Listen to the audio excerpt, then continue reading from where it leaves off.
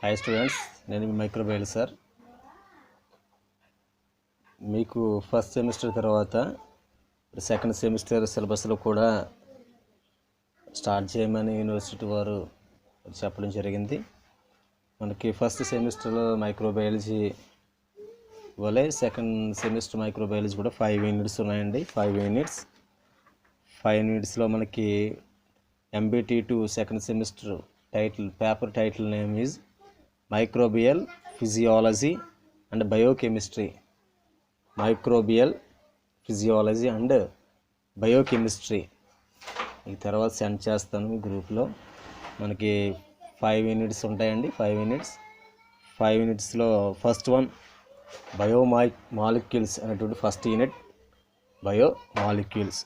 Second one enzymes chapters enzymes. Third one analytical techniques. Fourth unit వచ్చినప్పటికి microbial nutrition and growth. Fifth unit వచ్చినప్పటికి microbial metabolism అనేటువంటి 5 units అనేవి second semester వాళ్ళకి ఉన్నాయి. ఇందులో first యూనిట్లో మనం డీప్గా ఒకసారి చూస్తే కనుక general characteristics and outlines classifications of carbohydrates. మీకు ప్రీవియస్లో బయోటెక్లో ఫస్ట్ సెమిస్టర్లో కనుక వస్తే అవి కంటిన్యూ చేసుకోవచ్చు, మీకు ఇబ్బంది ఉండదు. అవి రాసుకొచ్చి ఎగ్జామ్ సెకండ్ సెమిస్టర్లో కూడా ఒకసారి చూసుకోండి. General characteristics and classifications of carbohydrates. Second one general characteristics and outline classifications of fatty acids. Next one amino acids, proteins, nucleic acids. ఇవన్నీ కూడా బయోమాలిక్యూల్స్లో ఫస్ట్ యూనిట్కి సంబంధించినవి. ఒకసారి బయోటెక్ చాప్టర్లో మీకు ఫస్ట్ సెమిస్టర్లో బయోటెక్లో ఇవి కనుక వస్తే కనుక మీరు ఒకసారి చెక్ చేయండి. ఒకసారి వస్తే కనుక వెరీ గుడ్. అవే ఆన్సర్లు ఇక్కడ రాసుకోవచ్చు. మీకు ఫస్ట్ వన్ కార్బోహైడ్రేట్స్ కానీ, ఫ్యాటీ యాసిడ్స్ కానీ, లిపిడ్స్ కానీ, amino acids, proteins, nucleic acids ఇవన్నీ కూడా ఫస్ట్ యూనిట్లోకి రావడం అనేది జరిగింది. ఇంకా సెకండ్ యూనిట్ వచ్చినప్పటికి ఎంజైమ్స్లో properties and classifications of enzymes properties. ఎంజైమ్స్ని ఏ విధంగా ధర్మాలను బట్టి నెక్స్ట్ లేదా వాటిని ఏ విధంగా వర్గీకరించడం అనేది జరిగింది. అలాగే రెండోది biocatalysis, induced fit and lock and key models. కొన్ని మోడల్స్ ఉంటాయి మనకి. Induced fit model, lock and key model మీకు ఇంటర్మీడియట్ లెవెల్లో బాటనీలో చెప్పాను మీకు. సో మరి ఇక్కడ అవి కూడా మనం నేర్చుకుంటాం. అలాగే coenzyme and cofactors. Next one inhibition of enzyme activity. Enzyme activity inhibition. Enzyme యొక్క యాక్టివిటీ జరగకుండా ఆపు చేసే వాటిని నిరోధకాలు ఇన్హిబిషన్ అని చెప్తాం. వాటిలో competitive, non competitive, uncompetitive and allosteric modulators ఇవి మనం నేర్చుకోవడం. Last one factors affecting enzyme activity.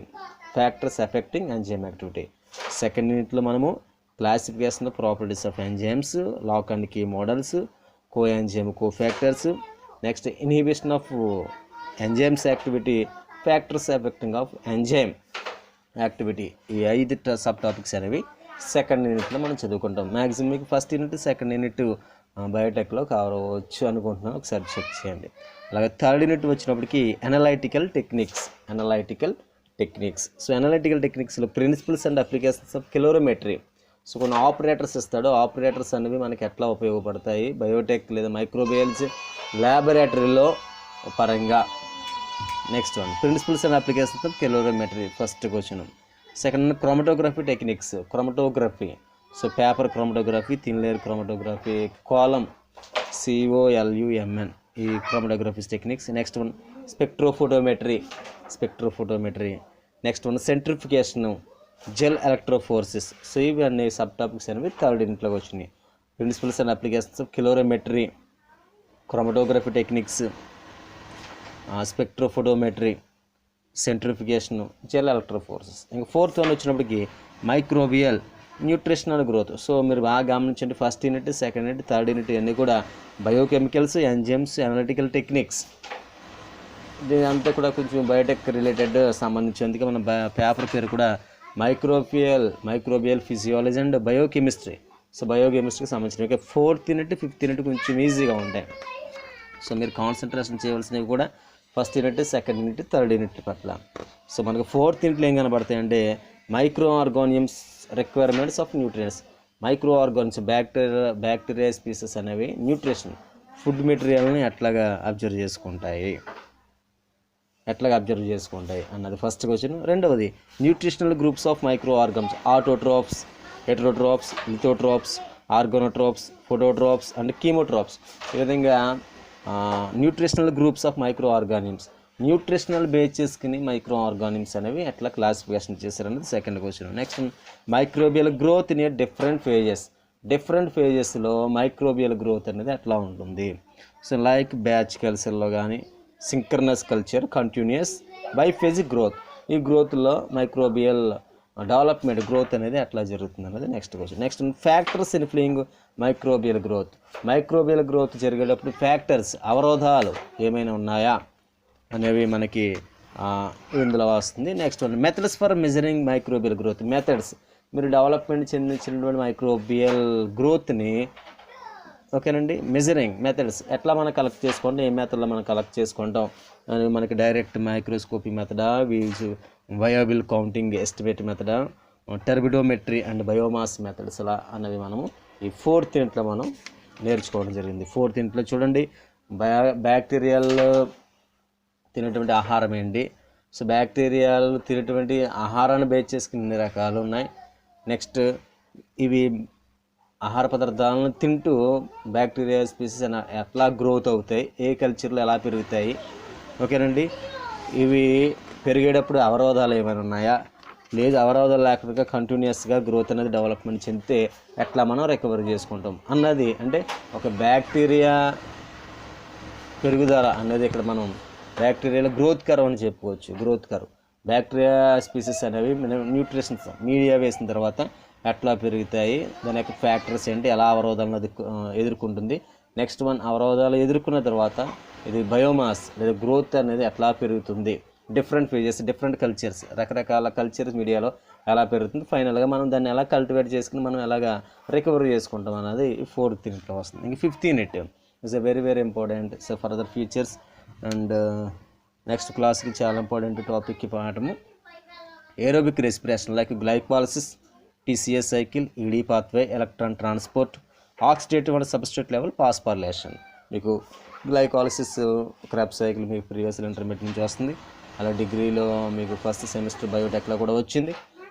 ఆ సైకిల్స్ని మీరు ఇక్కడ వేయవలసి ఉంటుంది, మీకు ఇబ్బంది ఏముంటుంది, కొత్తగా ఉండదు. ఒకసారి చూడండి glycolysis cycle, TCA cycle. Next అడిషనల్గా ED pathway, electron transport, next one oxidative and substrate level phosphorylation. ఇదంతా ఏరోబిక్ రెస్పిరేషన్లోకి వస్తాయి. Aerobic. Next one anaerobic respiration వచ్చినప్పటికీ నైట్రేట్ అండ్ సల్ఫేట్ రెస్పిరేషన్.